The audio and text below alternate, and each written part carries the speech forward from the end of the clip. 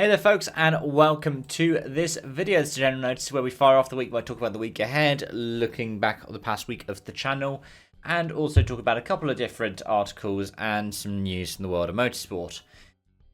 So without further ado, let's get into it. Here's what is coming up on the channel. And to start off with, on Tuesday, I'm hoping to have something out for WRC hard chargers. I will definitely be streaming for it. At the same time, I'll also be doing a BUSR iRacing stream. So both of those will be happening on Tuesday, as well as a video for WRC hard chargers, hopefully, potentially with a world record run. On Wednesday, I plan to release a review for NASCAR at Homestead, which is a little bit of a peek behind the curtains, is actually happening as I'm recording this video. Then a review for Supercars at Melbourne. I've watched the first one. I know the fourth one was cancelled, so it's just 2 more races to watch on that one. I'm hoping to have ERC predictions out because we should know who's doing a full season in the ERC as well. And then a race from video that I've been trying to get out for now. I think it's been about 2 weeks. It's content that was new at the time of recording it, so I think some of the stuff they're saying is probably out of date. And then I'm hoping to have the NASCAR Martinsville stuff out on Sunday. I probably won't. I think it's a Saturday night race, so hopefully I will. We'll just have to wait to see, I guess. As for streams, I don't know if I'll have another one on Saturday. Might be doing the 12 hours of Magello, but we'll have to wait and see on that one. As we would have to wait and see when it comes to the analytics. Before I get into that, if you do enjoy the stuff that I make around here, do hit the like button. And if you want to see more of it, do hit subscribe and hit the bell to be notified. I don't think notifications are being pushed for every video at the moment. Certainly I've found that some of them, because I have one that an account that checks it, some of them are being pushed to it. Usually it's the YouTube shorts. But yeah, if you're a fan of short form content, there's stuff coming out most days at the moment, and a couple of live streams a week, in addition to your daily regular video. But let's go on and talk about the channel itself, because the past week's been pretty alright. I mean, it's strange. Getting back into doing the short form content means that the view count has changed around massively, and yet somehow Saturday we saw a massive drop off. I think that was because it wasn't a short published between Thursday and Saturday. And it's probably just something I have to game in terms of releasing them so that they're not all coming out on the same day. But if they come out about a day apart or 2 days apart, that should be the thing to conserve momentum. The algorithm's a real Wild West here. It's really hard to understand what's going on with it, because you think you understand it and then you've got something wrong, and usually it's something really wrong. So what I'm just taking some solace in is when I get it right, like, cool, I got that right. If I get it really right, I'm like, oh, that's really interesting. But other ways around it, I'm just experimenting with a couple of different bits and pieces. So, for example, in terms of shorts, I'm actually probably going to... I think I'm going to actually have to pull the one that was going to come out on, well, today, because the championship standings are no longer correct. So I think that one's going to have to be pulled and re-recorded.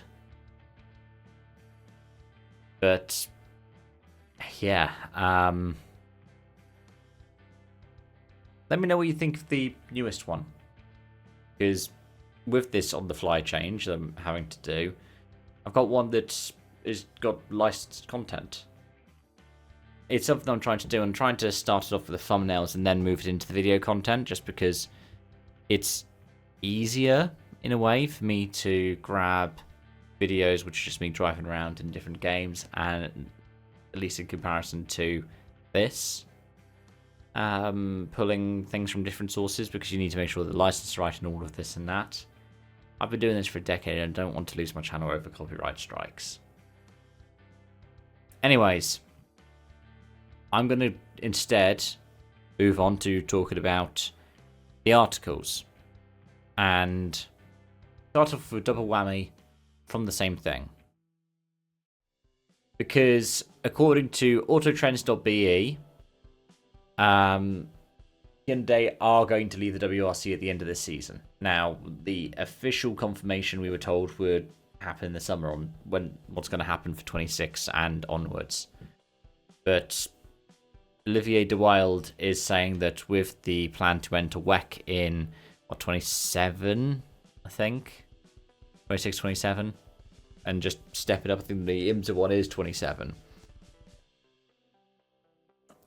There is an idea that Hyundai will just leave the WRC, which would be a shame. It's not completely unprecedented, though. Not because Hyundai have done it before, they haven't. They're only really getting into top flight endurance racing, prototype racing here. But Audi have done a similar thing. In preparation for their F1 program, they pretty much shut down their customer racing division, which meant some smaller things like, TT Cups. But the big things that suffered were the TCR program and the GT3 program. GT4 and GT2, not as much, but given how Audi was right up towards the pointy end, this change is a big deal. There could also not be the only change, because from the same article, De Wilde, and I'm going to link to Tony Heinen's article on Rally Journal for this, because this is where I first heard it. There is the idea that the WRC will switch to Rally 2 for 2026. Now, what that does for WRC 27 is not exactly clear. Because it would be strange for them to do WRC 27 after a 2026 season with just Rally 2s.